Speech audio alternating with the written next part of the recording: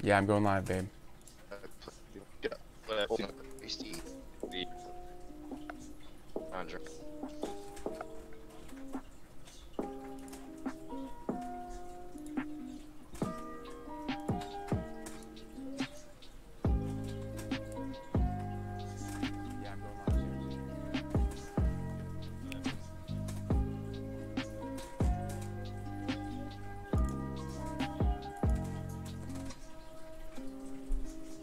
All right, ease into this one.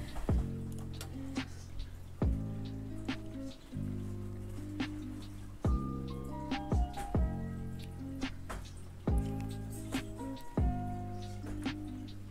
think the audio's good.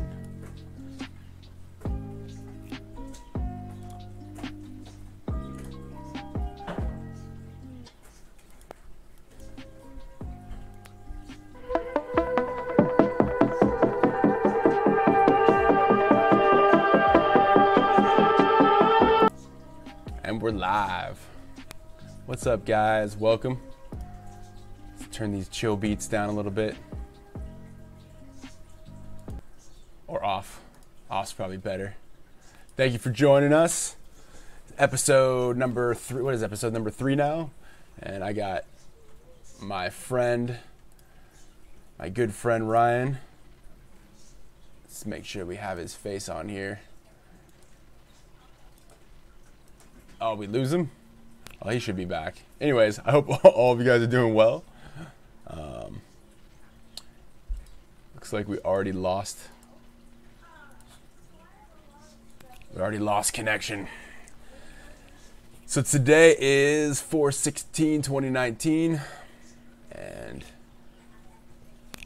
let's take a look at crypto market since we lost my buddy. Hope everyone's doing well. Thank you for joining me.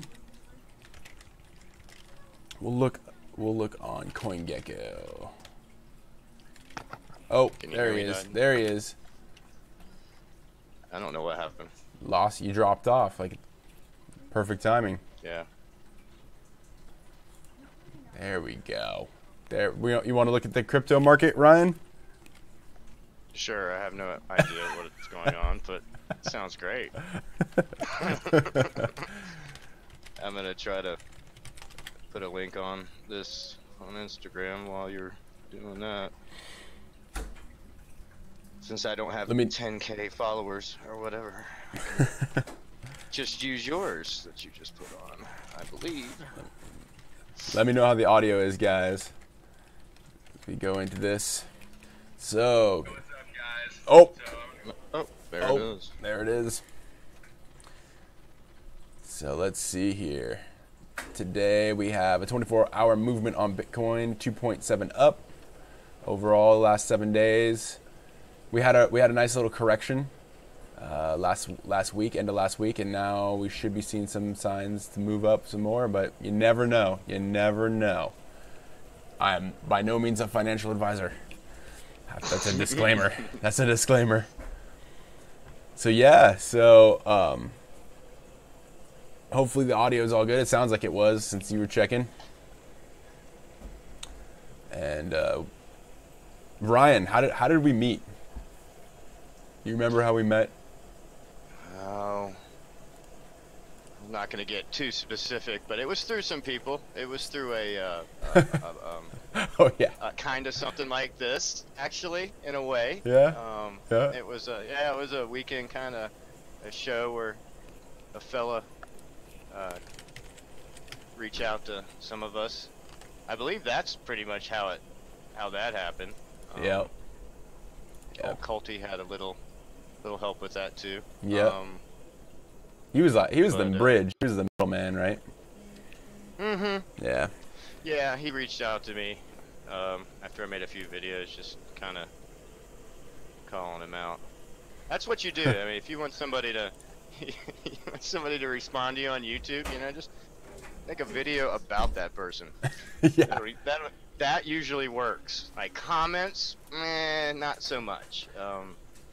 Like with me, I rarely respond to comments, and YouTube is yeah. Don't get me going on that algorithm. It's interesting. Are we on YouTube now? Yes. Yeah. Yeah. We're That's what's streaming. going on. Yeah. So. We're streaming. So yeah. Shh. Don't say anything about YouTube. Not exactly, until we're off. I know. That's No, probably in their terms. I love the YouTube platform myself, but it is a challenge. The SEO in general is very challenging. So, especially on YouTube. It is. Cheers, everyone. Yeah. No, I find Instagram. I'm not on anything else. I'm not on Facebook or Twitter or anything, but I do have something on Instagram. It's just Abrams Lab Tesla art, just like the YouTube stuff. And shameless plug. I just like I know. I just like the speed of it. Yeah. But, a minute long. That's kind of, if you're trying to show somebody how to do something or teach somebody something, that's pretty hard to do in 1 minute. Yeah. Stuff we do. That it is. But on the other hand, if you're wanting just to share with people, I've used it as just a platform to meet other artists that do other things. I mean, that's the thing. The Tesla art, that's I'm more of an artist than I am an electrical engineer. I'm not professionally trained in that at all. I was just that little kid that would take the TV apart and not know how to put it back together. Try to figure things out. Yeah, I was always doing that. Always making things, always building stuff, always doing art. My family, my elders, they were all artists. So, it kind of, it was just something I did. It was just part of my life. What type of artwork did you get into first? Oh, you were going there, huh? Yeah, Legos in a sketchbook, man. Yeah. I mean, that's kind of how, if I could describe what I played with in kindergarten, and maybe some Lincoln Logs, on the side. But yeah, that's what it was. A lot of just building things, just figuring something out in your brain and making it reality. Or is it reality in your brain also? We can go down that rabbit hole. Yeah. Consciousness. Whole conscious energy thing. Don't need to get me started on that. Yeah. So, but it was just sketching, crayons, just like every kid. Coloring books. Got really advanced with coloring books, and then was like, I'm just gonna draw. A lot of my drawing was, a lot of my art was just straight from my head. Not any, doing landscapes and stuff, and just drawing people's faces, doing portraits, things like that. I mean, I could do stuff like that, but I prefer just to see what came out. And real fast sketching. I think I probably sketched more during elementary school and high school than I did anything else. Just sit in class and sketch and listen and absorb whatever was being said, but I had to have something else to be doing. So that ability gave me, I don't know, it taught me a lot of stuff. And then as I got older, became an adult, crayons and paints and the thing, we just move on to bigger and crazier stuff. Yeah. Finger painting and. Yeah, no, it goes to to foam sculptures, to rock sculptures, to you can name a medium and not a medium. But, yeah, it would be a medium. It would be a medium, right? Is that right? I think so. I think someone that contacts spirits. Proper. They also do that. Are you telling me you can contact spirits? Through my art, I guess. Isn't that how? No, anyway. Nah. But yeah, so, it kind of progressed to that, and, I'd go through phases. Have you ever used ice? Ice as a medium? Ice sculptures? Nah, not so much. Bam. Never. There's one. Gotcha. There's one. I know. Ice. I have used a chainsaw to carve bears out of logs. Yeah. It's kind of close, right? Yeah, that is close. So, I mean, I could sculpt. That's the thing. Sculpting on different types of... It's two different totally. I mean, just recently I saw someone, sculpting hot glass, and that is. You're turned on to that right now, huh? That's you could be you could compare it to sculpting on some clay, but you don't have to constantly move the clay, back and forth so it doesn't droop down and do all kinds of stuff. And the clay won't burn your hands off and crap, right? Yeah, or shatter if it cools off too, and is not annealed right, or break off, fall off inside of and God, if you're hearing this, you know what I'm talking about. Anyway, a beautiful sculpture just crack and break off inside a crucible, while you're just heating it back up. Yes, stuff happens. The glass blowing part, glass blowing and lamp work, those are two different things, but they're both very extreme art forms. I mean, it's not something you're just gonna pick up. A lot of stuff, some types of art you're just able to, that one. And it takes a lot of, with glass blowing, what I've noticed is it's a teamwork kind of operation. It's not for like the larger pieces, you mean? Yeah, well, even for smaller pieces. Oh yeah, I mean, you've got to have somebody blowing through the blow tube. So it's a two-man operation pretty much when it comes to anything. I think with certain glass, big, decent sized sculptures. Like I said, I'm not an expert. I'm just learning about this stuff, and well, hopefully you'll never become one, because then you'll stop learning, right?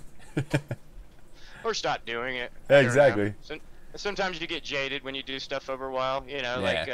I mean, I occasionally sit down and sketch, but I don't do it nearly as much. And if my paint supplies and brushes and things are just they're horrible. So it's been a long time since I've and having 3 children, that takes a lot out of it. But yeah, I just want to keep progressing with stuff too. I like just learning, and if I get to a point where I can't learn anymore, I just that's what it's always about too, right? Move on. Just keep on learning. That's like the essence of life, it seems like. Like that thing you have on the screen right there. Yeah, that's what I was going to ask you about. So when did you get into Tesla? When do you first remember Tesla? Well, to be honest, I had really never heard, I don't know how I missed it, but I had never really heard of Tesla until it was like maybe 6 or 7 years ago. It's getting close to 7. I mean, I'd heard of him, but I hadn't studied him. I just didn't. I really had no clue. And so how this all kind of happened is strange. I mean, my son was in 2nd grade. He's a teenager now, and they were having this wax museum kind of oral presentation. So all the 2nd graders had to pick a famous person from history, and they had to write a little thing, dress up like them, stand on stage in front of all the parents, and say whatever. So my wife actually thought it'd be cool to be, just not to be like the George Washington or the, like just someone different that everyone's heard about, right? Yeah. So they decided to, she said, well, why doesn't it be a Tesla? And I was like, okay, cool. Well, let's see if we can find a book. Went to the library at our elementary school, couldn't find a book. Went to the public library, found a 200-300 page book for a 2nd grader. So we kind of went through it and we figured it out, and we got the gist of what it was, and we presented it, to the teachers for him to do this, and their response to me was that there was no children's book about Nikola Tesla, and that most people wouldn't even know who he was, and that he needed to pick someone else. So, being my first child in public school, and I went to public school, but we just figured, okay, whatever. I'm not gonna get into it with him and force the thing and whatever. So he was, I believe he was like Wilbur Wright, one of the Wright brothers. We're in North Carolina, so whatever. Fits right in. So he got to learn about 2 different people, and I got to learn about someone I didn't know, and then I just kept sticking in my head, like, why would they not let my kid be Tesla? I just couldn't understand it after reading it and and just being like, wow, this guy pretty much invented everything we use nowadays, in a sense. I mean, not the actual things, yeah, but the principles and the aspects. I mean, the amount of measurement tools that Tesla patented at the end of his patenting career in America, if you want to call it that, but were measurement apparatus. I mean, these things were developed, you know, so like he probably, most everything we have to measure speed, all this stuff. I mean, he's, you know, let's probably track it back to him. So I was just really confused about why, and then I started just kind of watching some videos and reading a little and watching some videos, and then I ran across someone touching a little piece of plasma arc coming out of a coil, and I was like, what is going on? I tracked that back. I found a kit on eBay. Oh yeah, and, I know who you're talking about. by Mr. Bluer. Yeah. And I got that, and once I got that thing, that's all she wrote, basically. You got excited. Yeah, exactly. from the exciter. Yeah, once I turned this coil on and was able to light up a 4-foot fluorescent tube, you know, like 12 inches away on 2 AA batteries, I was shocked. Basically, it was like magic. It's like magic. Yeah, I've done this to hundreds of people before. The same thing that addicted me to it. I've shown them that, and the response is always the same. It's awe. They just don't understand what is going on and how that's happening. Yeah. And you know, it's really not that complicated of a, you know, that's what I used to use for to describe it. No, anyway, it's not the most complicated, the most complicated thing in the world, technically, but it is definitely an eye catcher. And then from there, it was just a total obsession with producing large arcs, right? Which, you know, are the opposite of wireless. Yeah. Well, it's cool. Yeah, it's amazing, but there are some downsides of that. You know? Yeah. So, what's your take on the character of Tesla, like who he was, from your, like, all the things that you've researched and read and all that kind of stuff? What do you think? I don't believe he, You think he was batshit crazy? You think he's a little wild? No, I think he was. I believe that, you know, out of 1 million people, you'll get a personality like that. Just the personality. 1 out of 1 million, if not a greater. You know, his ideas on relationships, the fact he never had any. His beliefs in afterlife. I mean, you know, we could really get into it, but it's like the man seems as if he came from the future, and I know that's a cliche, but some of the stuff he wrote and some of the things he said, not the technical aspect, but just, you know, philosophical, just stuff like this, it takes, you know, I take a step back when I read some of this stuff, because it seems pretty true. Batshit crazy. Towards the end of his life, like everyone that gets is old, above 70. Yeah, he's probably 70. He seemed a little jaded too, right? Wouldn't you say he's probably a little jaded as well? You know, from the circumstance. He was mad. I don't think he ever cared about money. Which I love that part. I don't. Money's you know, there's another cliche, but the root of all evil. You know, I mean, obviously he didn't care about money. He cared about, I know he cared about legacy because of the jaded part you're talking about. Because in the later interviews, when he is old, you can pick up that just by the verbal, just because they're all transcripts. Yeah, they're not any audio or anything. Which is kind of odd, right? He never had any audio that surfaced. Like, there's some fake ones, right? But that is never, odd. Right? I've never really thought about. I always wonder if it was because of the person who invented the recording device was Edison, right? If he just was that angry. Well, Tesla could have. Yeah, I mean, I don't know. I don't know if they were. That's the thing. I mean, you never know how that actually played out. Edison wasn't. I mean, Tesla, I'm sure, looked at Edison as like, definitely not his equal when it came to his knowledge and his brain. But I think that, and this Edison is my opinion. Edison was a business. Yeah, I agree. But I mean? this is like kind of my take on it too. A little bit is that because he had these type of like higher than thou attitude sometimes, it really he ostracized himself. He kind of pushed himself out of the scientific community in a way. Don't you think? I mean, I mean, when you tell everybody that you're contacting, aliens and some of this stuff. Listen, and hearing these things. Now, hey, listen, who know? I mean, to be honest, really, who knows? I mean, I've yet to see anybody reproduce, Colorado Springs. I've seen plenty of videos of people trying to reproduce the actual structure, in the coil. But what about Bill Wysock? That brings us to Bill Wysock. What about him? Yeah, he made a big Tesla coil, but he never really did the same thing. Or did he? It wasn't. I don't know. I mean, Tesla's the Colorado Springs. The notes and the pictures that we have from that,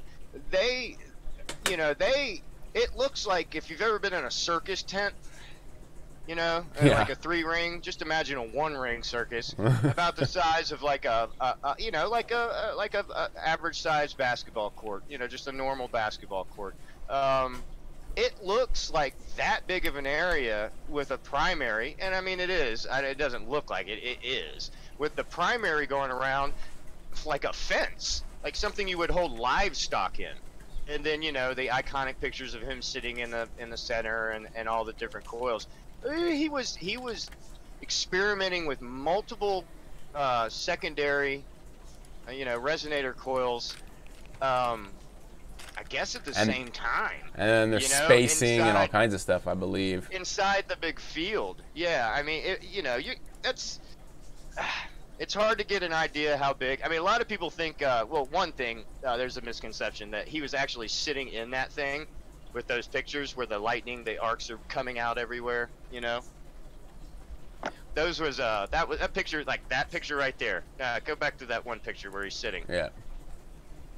What happened, more than likely, he was sitting there, got up, it's a long exposure, got up, turned on the coil, and then it had him sitting there. Or maybe not, you know what I mean? There's a lot of, but you can see behind him right in that picture, that is the primary coil, right? I think he has multiple coils going on here, but in this particular case, I believe. Yeah, the outside diameter. The whole entire thing. Yeah. Is the primary. I'm pretty sure. That's a good. I don't know what he's doing. I don't know what he's doing right now with this, but there are pictures of the side of that actual wall thing that you see. That is a big circle. That's a primary. Yeah. There's no way of getting around it. I mean, there's no. I can see why he wouldn't be like just chilling in there while it's active. Then, if that's the primary.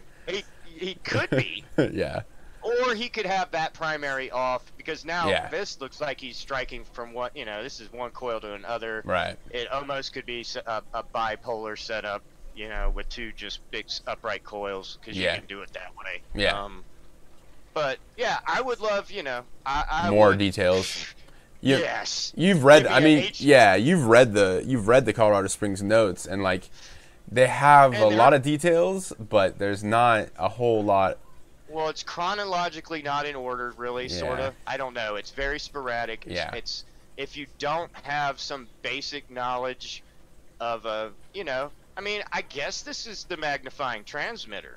So you would have that outside ring, that giant, I know my buddy Terry's probably, if he's listening, like, oh, Ryan, you're messing it all up. But anyway, I would think this is a magnifying transmitter setup. Or at least his going towards it. If you read the Colorado Springs notes, he talks about it. He talks about going towards it and like having a tertiary or a third coil, which is really interesting. And also, just the principle of like ground conduction and weird things like that. Like, yeah. Well, that picture's interesting too because you have that spot, you know, a spire, and then you know this straight antenna with a small ball on top, right? Yeah. I'm pretty sure it's got this smaller diameter ball.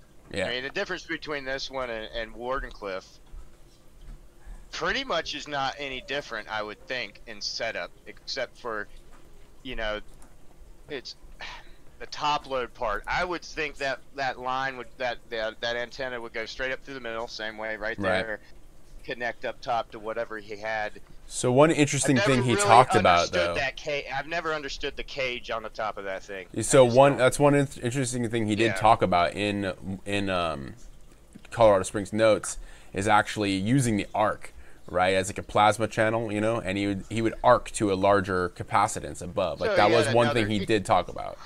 Really weird. So he was using, that is very. So in this, I mean, in I've Wardenclyffe, done something like that. Yeah, I've done something like that before. Yeah, so have I. But that's, I don't know. What would wild? I mean, would that change? Yeah. It definitely change the frequency, I would think, right? If you're having it, that being like, yeah. I'm thinking of, but I also thinking of, you know, power losses. Just, heat and. I don't know. There's a lot of, like I said, anybody that thinks that they've got this all dialed in and figured out, Well, share it. that's the thing. Do that. Make a video. Explain it all. That'd be great. There's a gentleman, I think I want to say Brazil, who is raising funds to try it. But now here's kind of the problem. Like when we've talked about this before, is that now we have systems in place for cell phone towers and the way that things are set up. I think Tesla's original vision was to be like have power transmission and then it being the carrier wave, right? But now if you were to do like some big power transmission, you know, depending on the frequency and all that kind of stuff, you might blow up things or completely disrupt communication devices, right? So it would be, I mean, when Tesla taught about when he speaks about, you know, lighting up the whole Earth and everything, towards the end of it, I mean, he was literally talking about lighting up the whole Earth, being able to light up places at night that were dark. So, I mean, see, people get a misconception on that. They don't understand. When he was, I'll explain it again further in more detail. Think about like the ring of Saturn going around the planet. That's what he was talking about doing. Like, not sending I mean, he did definitely talk about wireless transmission of energy, but when he talks about lighting up the planet, it's literally, he was talking, you know, this was in one of his later interviews, and he was in his 80s, I believe, but he was talking about having the ability to put a ring around the Earth, like Saturn, and it would be... In electrical terms. And it would be like a second sun. So, pretty, and you know, he was definitely into the sun. Yeah. That's for sure. Yeah, well, it's the biggest power generator. It's like the... I mean, what was it? Tesla believed that energy was before matter, right? And I just said energy was all things can be equated to energy. He was always opposite of normal physics. Him and Einstein didn't really see eye to eye on things. Yeah, I don't know about if it was opposite. It was just they disagreed on things because he was an experimenter, right? He was more partial to actually asking nature, whereas Einstein did a lot of thought experiments. But Einstein, mathematician. Einstein did, he did get a lot of experimenters to help him with his stuff. I mean, the whole. The one step closer to proving the theory of relativity true was, the lunar eclipse event, and that with telescopes and observing the sky. But, it's still a theory to this day because it's held up by basically one principle, and that is of gravity, and we still have yet to find that. That's a really good point you made. Along with Edison and Einstein and most of the people that we remember from the past, they always had, like an assistant or a helper or some kind of you know what I'm saying? Or a group of people, Edison employed tons of That's one thing I always wonder. But with Tesla, think about it. Name Tesla's apprentice, or Tesla's workmate, or Tesla's. He had some, yeah, but they were they're few and far in between. He liked to work alone. He even said he liked to work alone, and late at night when it's quiet. Well, late at night, yeah, but also he felt like the stars were giving. I'm telling you, guys, he's a little out there. Yeah, well, hey, man, you know, this whole pigeon thing, like he was in love with a pigeon. Yeah. No, he just really liked it. You ever meet somebody that really liked their dog? Yeah. You know what I mean? Like, well, it's a companion, I've met some people that treat their dog like a person. You know? Well, that's and that's kind of the funny thing is like if you look at it as far as relationships go, right? You're if you have like there's a story about Sylvester Stallone. This is kind of interesting, right? You know like Sylvester Stallone's story about Rocky? Maybe. So he was an aspiring actor, right? He's dirt poor, right?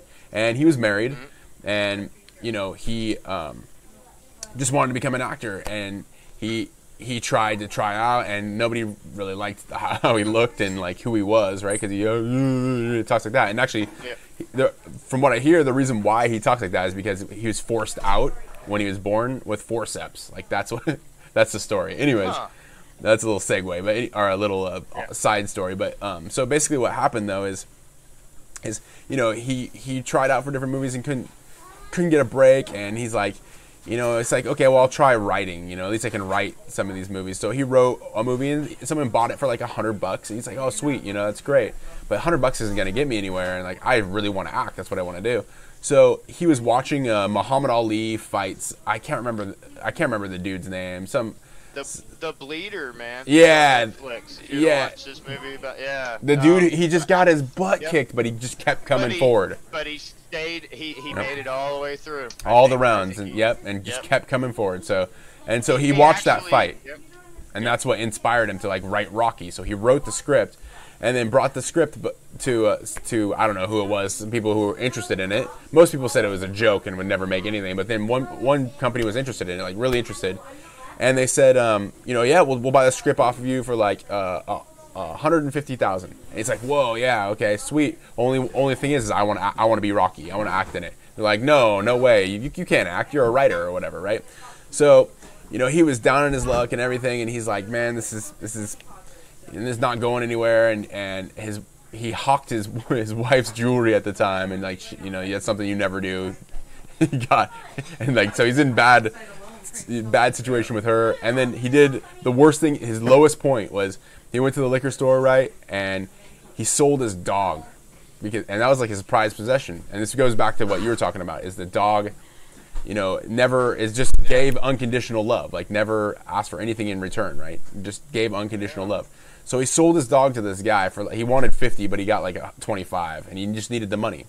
So anyways, finally those people were really interested in the script. They came back and they're like, hey, so we'll give you $300,000 for it. And he's like, and I acted in it? And, oh, no, you can't act in it. No, not going to do it. And so there's like, okay, well, the counteroffer is we'll give you $80,000 for the script, and you can act in the movie, you know? And then, and so they have less vested in it, right?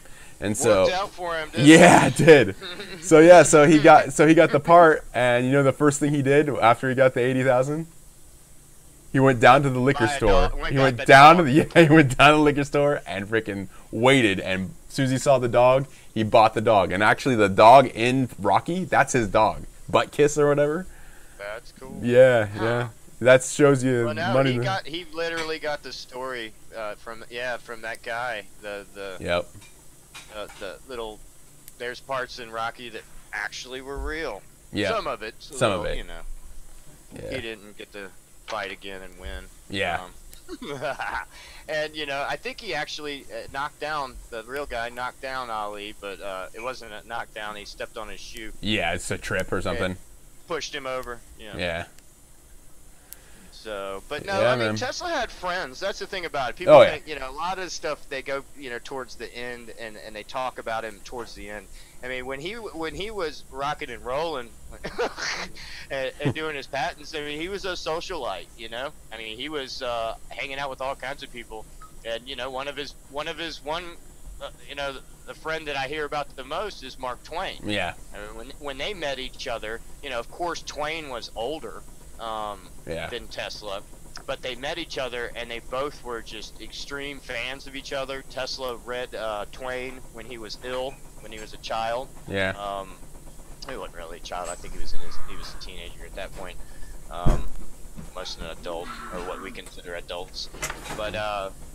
But yeah, so he definitely, him and Mark Twain. I'd love to be, would have loved to be a fly on the wall while they're doing full body X-rays, at Tesla's place. And like Tesla had a machine that would that you could, I don't know, it put off a frequency, but it would cause euphoria, and you could only do it so long. And Twain loved that, and so it kept warning him, no, don't do it that long, don't do that long, and it literally made his bowels release, everything just. That's just one of those fables, though. We don't really know if it's true, right? Kind of like he said it. Well, no, that's actually Tesla literally said that in that one of those last interviews. Yeah, man. Oh, okay. He literally, he talks about his relationship and friendship with Mark Twain. It's pretty cool. I mean, that's there's more than that. I mean, there's a lot of different books. I mean, trying to find it. One of the ones most people don't even know about, the problems of increased human energy with special reference to the harnessing of the sun's energy by Nikola Tesla. Check this one out. A plug Tesla, the real one. That's a crazy one. And I'm not saying the real one. Elon Musk. There you go. Well, he named the company for a reason. So. Yeah, but most people nowadays, when I say Tesla, they think of the type car. in Tesla, Google Tesla. Yeah. It's gonna go straight to Tesla. I mean, Google Tesla. Hey, man, he's landing rockets like in the 50s sci-fi movies. I know. You know what I mean? Or is he? That's. I told you about that. We are not going down really any rabbit holes. All right. There is like thousands upon thousands of eyewitness testimony that you did. People watch it. Yeah, people are there, and I've even thought about it's like what, Florida? No, are they in Houston or Florida and California? No, Florida, Cape Canaveral. They use Cape Canaveral, and then also in California they have a spot too. I've got friends in Florida. I can send them down there. I don't think they're gonna some lie reconnaissance. Yeah, I don't think they're gonna lie for the Illuminati. I really just don't think that no, there's no way. I mean, that's happening. They crash. Yeah, they crashed one. They crashed one in the ocean. They crash all the time. The last one was really cool. I think the heavy. Yeah, the heavy, the double. And then all three of them landing almost at the same time. I mean, that is some technical. Yeah. Crazy stuff that's beyond anything I can even comprehend. I mean, last summer I visited a buddy over in Houston, and we went to NASA over there and walked around. And I mean, just the capsules, some of these capsules, re-entry capsules, from some early stuff. Just the door engineering alone is unbelievable. So if you don't believe that any of the stuff's real, then like why? Okay, and if you have any engineering sense, you can look at it and go, good gracious. Just thinking about it, yeah, that's submarine. Well, no, you go to NASA, you see spaceships, but then go to it like a battleship. You know that's real. It's not fake. Right? It's in the water. It was in a war, right? Anyway, you go there and look at that, and you look at NASA stuff, and then let's go up to the Smithsonian, check out that stuff. You start to see a lot of engineering things that are kind of the same. You know what I mean? Yeah. But yeah, it's hard to, I'm not gonna go anywhere with the moon landings or. Yeah. Well, no, I mean, if you think about it this way too, if you look at it though, if you look at it for the first time, because it's so unusual, like you've never, like it's like going back, like if you were back in the day of like,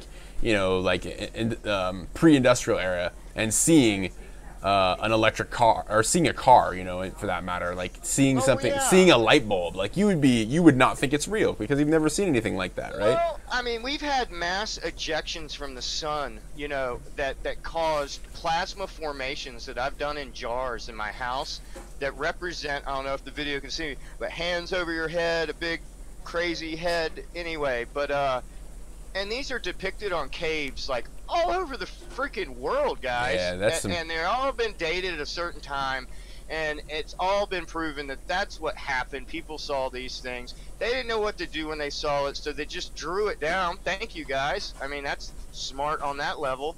And then, later on, we figured out kind of what it is, and that's the same thing with this. You show somebody from just show even the early 1900s. I mean, you show them this, and they'd be like, "That's not real." Yeah. And the reason why I think a lot of people, CGI and filmmaking has gotten so good to where people just second guess things now more so than they would back in the day with an 8mm, filmed camera. Right. You know what I mean? And we're so used to it too, like seeing it, that it's like, seeing the rocket shit. Like on my wildest dreams, like I never thought, engineering standpoint, I never thought that it would be cost effective, or I didn't even really look at the cost factor. Now it makes sense when you think about the cost effectiveness of it, but I never really thought like aerodynamically and rocket engineering wise, like we would want to land the what would have been one of the stages of the rocket, land it back on the ground. Like that would, to me, that seems just like almost impossible. Like not impossible, just wild, right? I mean, it's pretty neat. Yeah, it's pretty neat how they do it. I mean, it basically looks like they're basically just falling, kind of like rods from God, like a kinetic stat. They're just falling, and then they turn on the burners, and somehow they've got that down. Yeah, and it's an amazing thing. Did you see the new one, the airplane? It looks like two airplanes connected to each other. They're going to start using that for staging. Yeah, to get the rockets up high enough. Yeah. And then they're just going to launch them up that way. I mean, we're going to figure this out. I think the heavy lifter is 10 million pounds of thrust, something. Yeah. You're getting into some crazy, or, 1 million pounds. It's either 10 or it's a good question. 1 million pounds of thrust. So, yeah, this is pretty, the whole sending something out into space. I don't know. Yeah, it's like little milestones. It's totally a plug, though. Like he puts a Tesla up in space. I guess it's not pollution, since everything's made out of stuff from outer space. So I don't know. Well, no, they brought it back. That's supposedly they brought it back. Yeah, it came back. They didn't leave it in space. They didn't want to add to the space junk. Actually, that's another reason why they're even developing the stages of the rocket to come back, is because they don't want to keep releasing like space junk in low orbit, and they also don't want it to just fall to Earth, and they don't want to waste it, right? That's the whole purpose of it. And they have like an 80% success rate, which is, better than I can say about most things that I build. So I mean, it's still fun. Here's one of the failures they had. Yeah, I remember this one out in the ocean on the launch pad. It's a good idea to put them out there too. It's pretty smart, stick them, get them away from people. Oh, maybe that wasn't it. Yeah, it is crazy. But it's just still the conventional. It's still burning tons of fuel. It's definitely there. Yeah, that's. Yeah, it's still burning a lot of fuel to get into space, and it's not a single stage. I mean, come on, yet. Elon. Where's that electric one? Yeah, right. Get us we need an electric rocket. See, now the only avenue we would have to start taking now is to go into the UFO stuff. So unless you want to go down that rabbit hole. I'm not gonna go there, but I definitely wanted to talk about like high quality camera and filming. I just wish somebody would catch one of these on and I also believe if they're really there. I have a theory that they're really small. I like just like plasma, like St. Elmo's fire sprites. No, like microscopically small. We couldn't even see them if we. Yeah, like they're floating through the Ant-Man realm. Who knows? You know what I mean? Like like quantum. They're down plasma, beyond. little plasma globes and stuff. Now, you know, I'm willing to divulge like what I've seen because I've definitely seen some UFOs in my time. So. Oh, I mean, didn't we see something kind of strange near Mount Hood? Yeah, but that one could be that could be explained. I think that can be explained. You know what? Weird, but explained. I have seen some things, and even some of the things I can't explain, I still kind of write them off. I think that's just what I don't know. My brain just does. Try to be critical about it. Yeah, I mean, you know, I live very close to a thing called the Brown Mountain Lights. I actually live like, you know, probably less than 30 minutes from that. And that's type in that. That's a phenomenon. That's one of America's. Sorry for the dogs. Man's best friend. Yeah, they're just warning me that someone's at the door. I don't know if this is it. No, the Brown Mountain Lights in North Carolina. If you've ever watched any UFO documentaries or whatever, it'll be there. It's one of America's kind of oldest ones. Yeah. And I've seen them. I don't know what they are. What it is. Now, there's a place in India. There's a place in India that has kind of the similar things where like these lights come up out of the mountains. They're big orbs. Yeah. Yeah, they come up out of the valley actually. Oh, okay. And they float up, and then they kind of float around a little bit, and then they go back down. There's old wives' tales. There's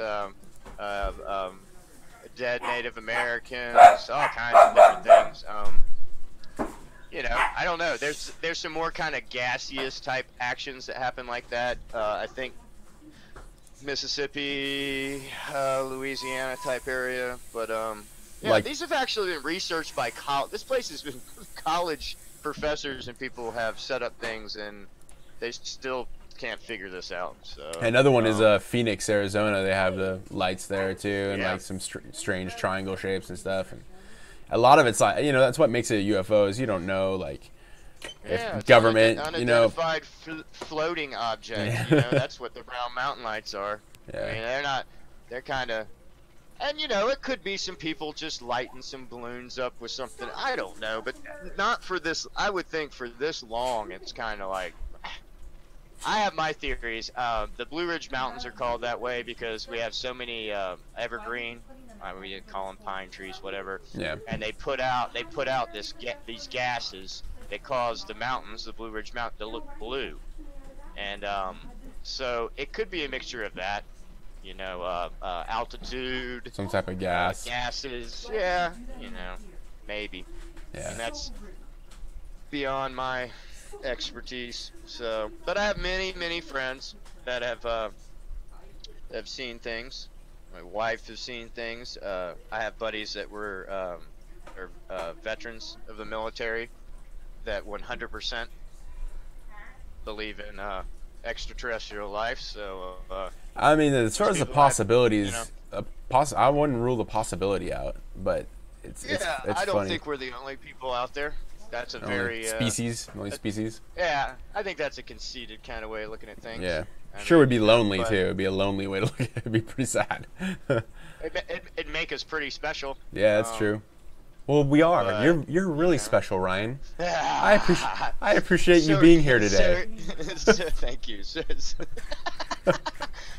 are you, Dad. But yeah, back. I don't know. What are we talking? Did you find that crazy airplane, the dual wing? Oh no, I'll look that up. Lifter, I guess would be called a heavy lifter. The new heavy lifter, I think is what it would be called. Oops, lift tray. That's since we French. were showing the other one, we'll try to dual wing. If we can. We got some it. Gundam action. Yeah.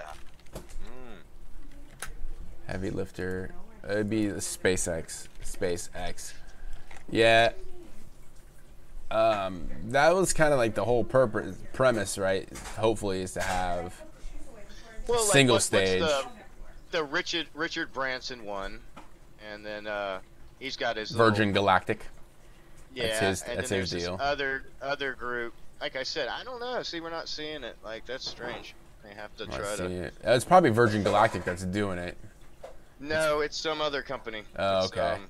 Yeah, there's single stage spacecraft, like airplane, right? No, this is just a giant airplane. It looks like two B-52s stuck together, like Oh, their wings yeah. are just connected. I don't know if you saw that or not. I have seen that. The strangest airplane I've ever. Lately, I'm like, what is this thing? But hey, it did a little test flight, I believe.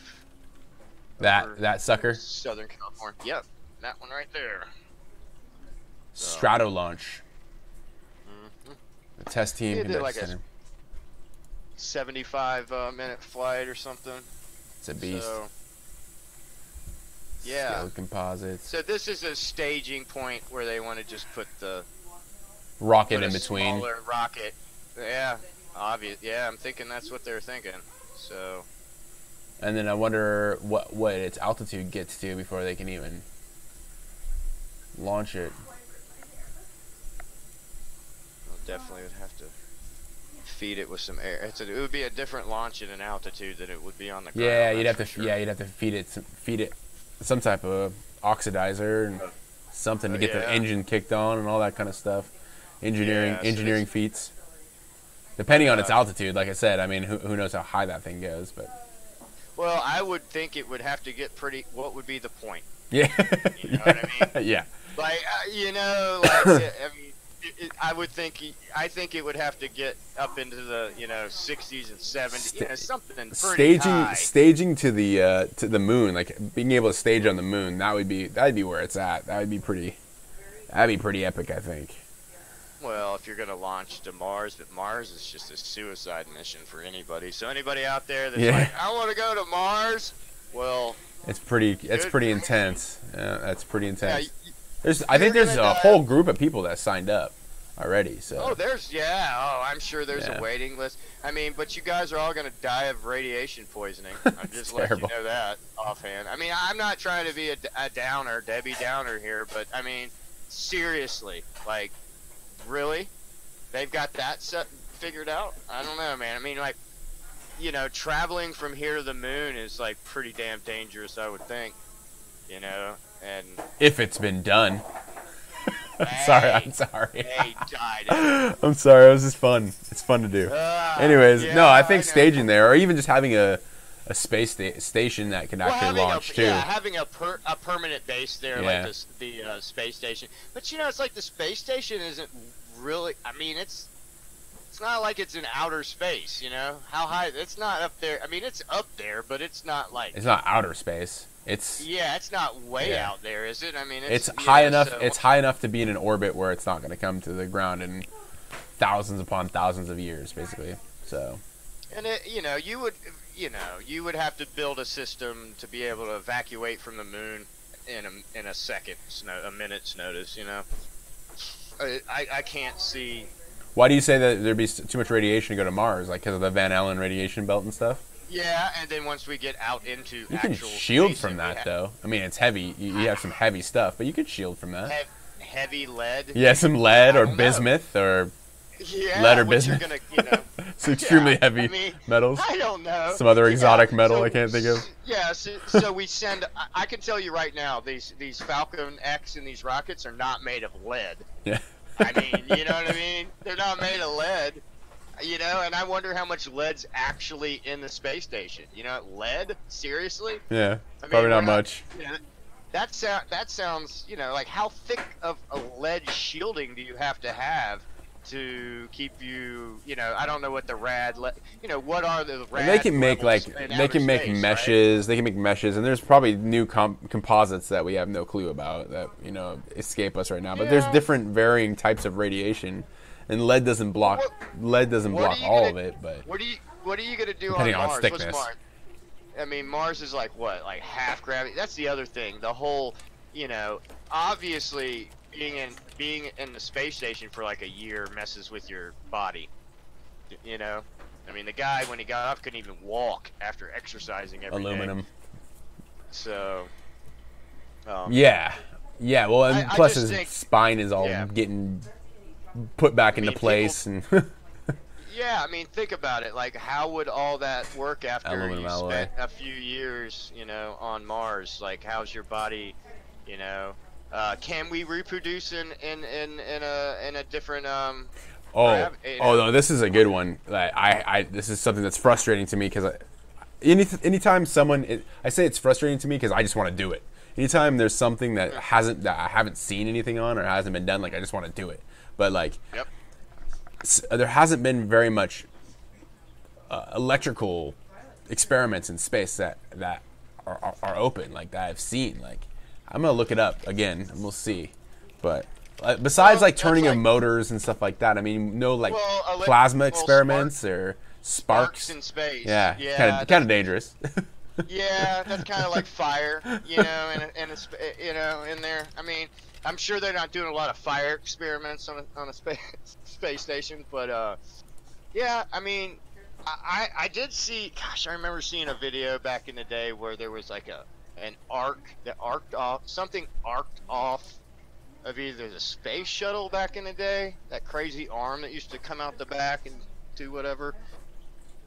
Something, but it was like an arc out up there. But I guess there was, there's still enough of an atmosphere for that to be visibly seen. Because would you see that like in a super deep outer space vacuum? I don't know. Well, I mean, if it's super deep, then you wouldn't see anything supposedly because there wouldn't be any gaseous medium to excite, right, for the plasma. But it doesn't necessarily mean that plasma wouldn't be there. It'd just be probably invisible to the naked eye. I'd like to get up there and look out a window and see what the stars look like for real without an atmosphere. Yeah. Everybody's got all their theories and and obviously you see the guys doing spacewalks. They pull down that gold shield thing jiggy over the front of their face, and I guess you go blind. I don't know. There are a lot of weird. Our atmosphere does. Changes things, yeah. It's our perception of it, right? But from what I've heard from interviews from space, you can see a ton of stars. But the images that they send back, the cameras are designed, and the lighting's designed to like so you can see what you're focusing on. Otherwise, you'd be just like, that's what I've been told from NASA astronauts, but. From just interviews, but I mean, it's still word of mouth is still people don't usually believe something unless they can see it, touch it, taste it for themselves, type of thing. So it's hard to, take I would someone's think word. It would just be blindingly bright all the time. Yeah. But I don't know, maybe not. So. Well, then think about it. If the sun's in view, right? Yeah, but even a star. It would make it so that all the stars would kind of go away. I would think maybe. I don't know. Yeah. Who knows? Well, maybe one day. That's what they're trying to do, right? Get us into space. Yeah. Get some tourists into space. Yeah, that's the plan. Wasn't it what it was a year ago? Some guy was trying to the first tourism. They wanted like a bunch of artists, writers, and all this. It was wild. Like. I don't know. I know there was like some Chinese or Japanese millionaire who threw up a bunch of money. Billionaire. Yeah, pardon me. Yeah. And he's looking for artists to send to space. He wanted them to see the Earth from up there, and then for inspiration. To give them that. That's pretty cool, though. Out of all the people, that's pretty cool. Yeah. Because there's not too many artist astronauts. I mean, I'm sure lots of astronauts have a hobby of artists, but like professional artists. No. Yeah. I'm not seeing any like real electrical experiments. A lot, there's Legos, lots of bubbles, lots of crystals.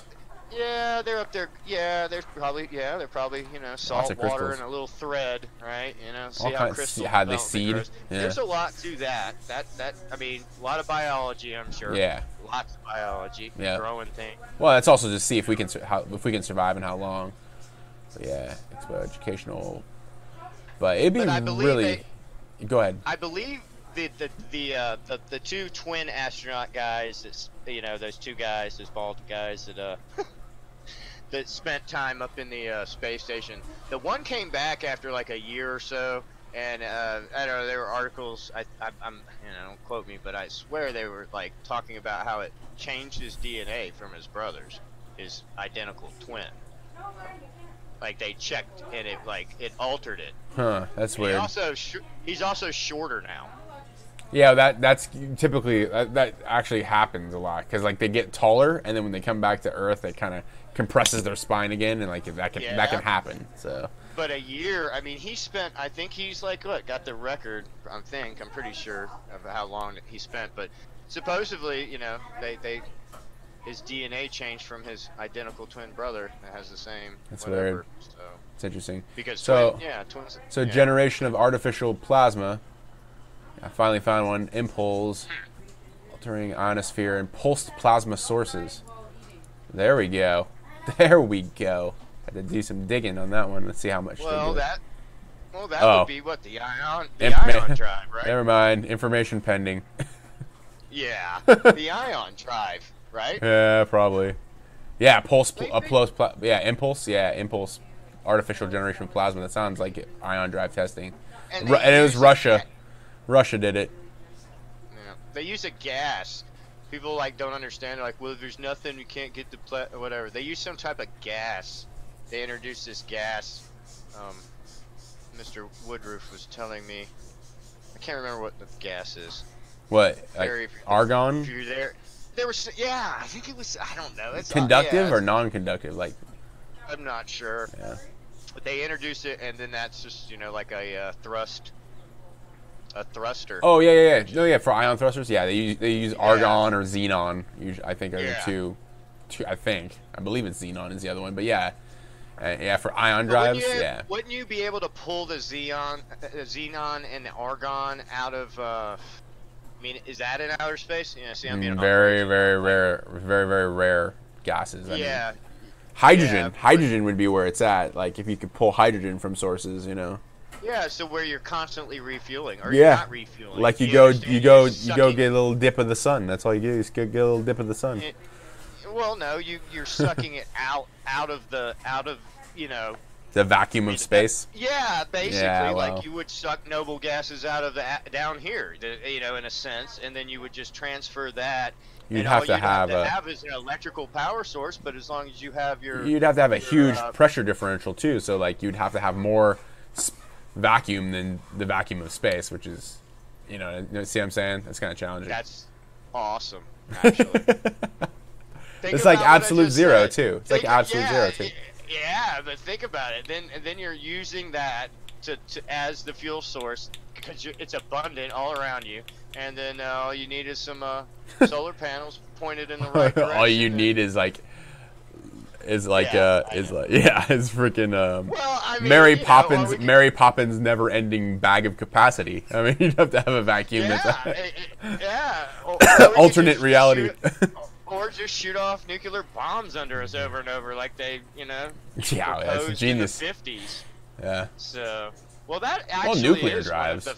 They have nuclear drives. Blowing up behind you and doing that in a pulse way, man. That is at the moment one of the only ways I could think you could reach some really insane speeds. I mean, you're not going to get light speed on that, but you're going to get a lot faster than conventional ways of doing it. So, and who can blowing up?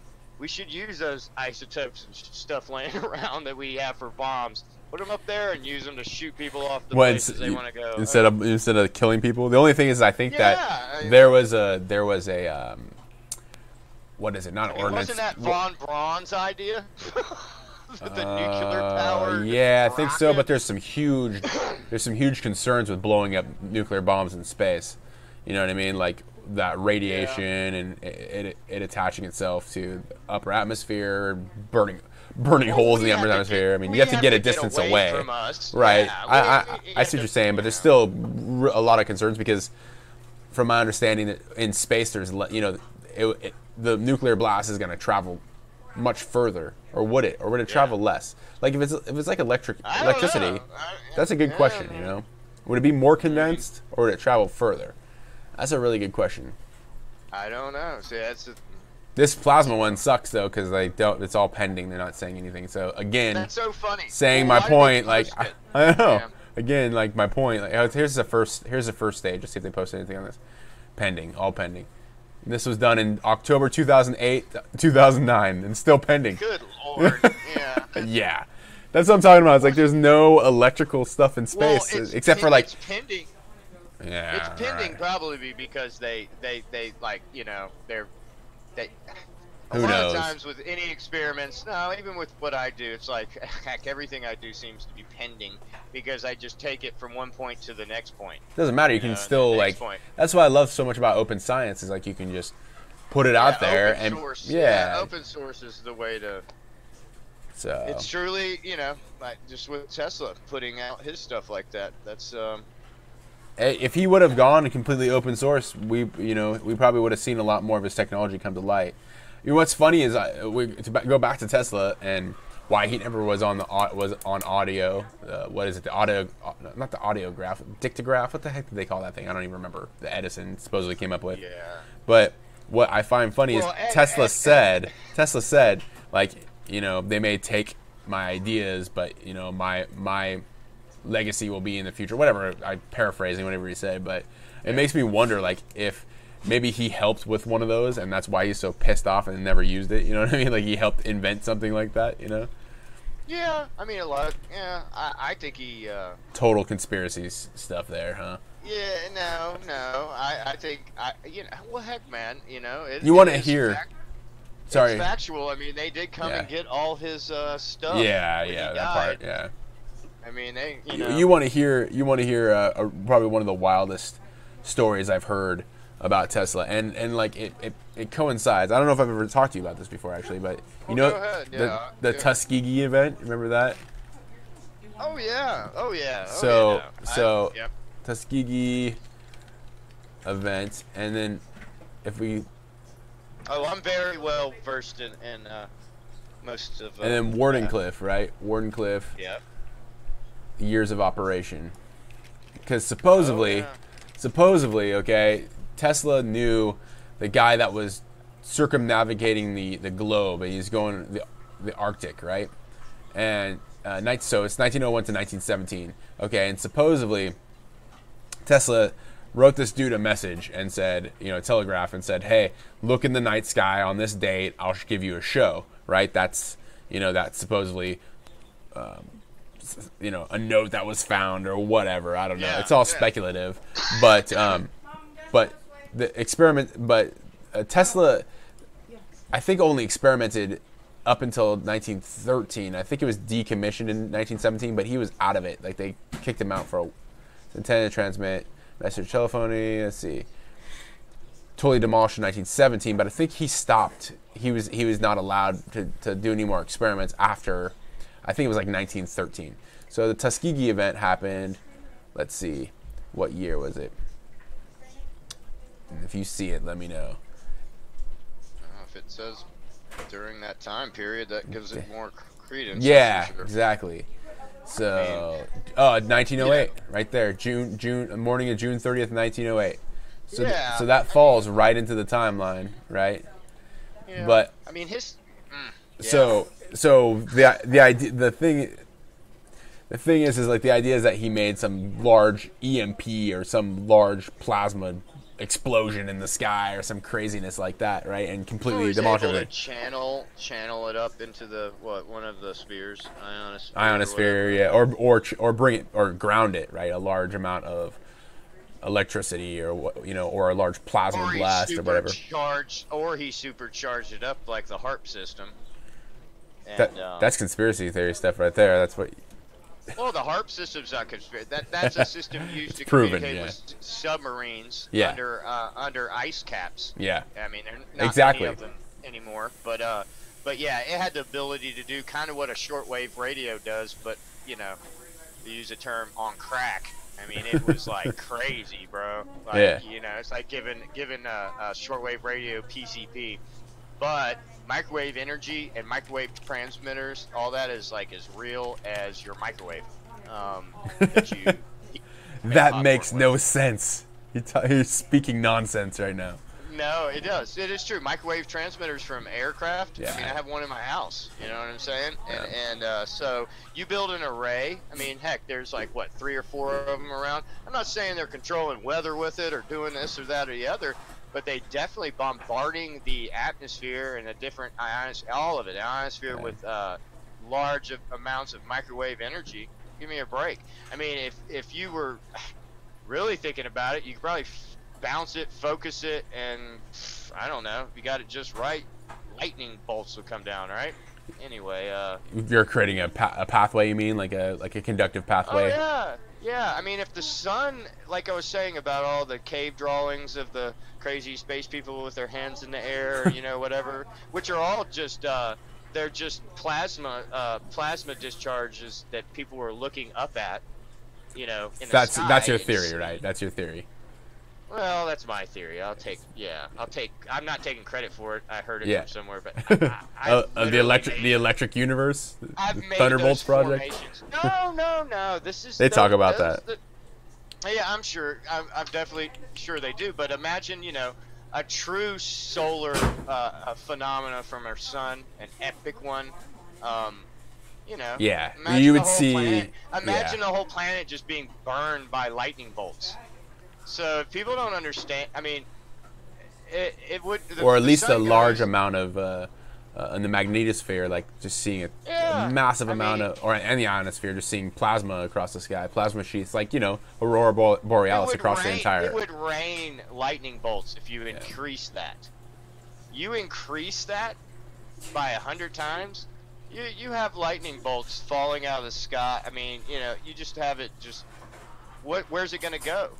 It's going to go to ground. It's going to go to... You supercharge the ionosphere, you're going to cause some... And that's what would happen with a massive solar eruption or something from the sun. Well, charge us up. Yeah, for sure. It would be a big capacity. It would just be crazy. And that's where I'm telling you, that's happened in the past. That's what people saw. That's why they drew these figures on these walls all over the world, because everywhere in the world saw it.